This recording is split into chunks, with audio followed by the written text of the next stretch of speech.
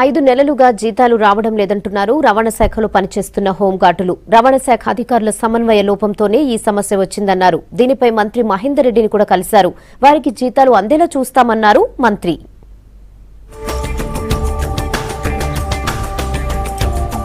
రాష్ట్రంలో 280 మంది హోంగార్డులు రవాణా శాఖ కార్యాలయాల్లో పనిచేస్తున్నారు. వీరు 2008లో రిక్రూట్ అయ్యారు. 2013లో కొంతమంది, 2014లో మరికొంతమందిని తీసుకున్నారు. వారిలో 54 మంది హైదరాబాద్ పరిధిలోని ఆర్టీఏ కార్యాలయాల్లో పనిచేస్తున్నారు. వీరందరికీ 5 నెలలుగా జీతాలు రావటం లేదంటున్నారు. పిల్లల చదువులకు ఫీజులు కట్టడం కూడా కష్టమవుతుందన్నారు.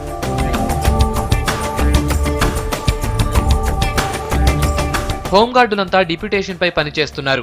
వీరికి జీతాలు చెల్లించేది మాత్రం రవాణా శాఖే. ప్రభుత్వం నుంచి కంటిన్యూషన్ జీవో రాకపోవడంతో ఈ సమస్య వచ్చిందంటున్నారు ఆర్టీఏ అధికారులు. 2 రోజుల క్రితం హోంగార్డులు రవాణా మంత్రి మహేందర్ రెడ్డి దృష్టికి తమ సమస్య తీసుకెళ్లారు. దీనిపై రవాణా శాఖ కార్యాలయంలో రివ్యూ జరిపిన మంత్రి సమస్యను సాధ్యమైనంత తొందరలో పరిష్కరిస్తామన్నారు.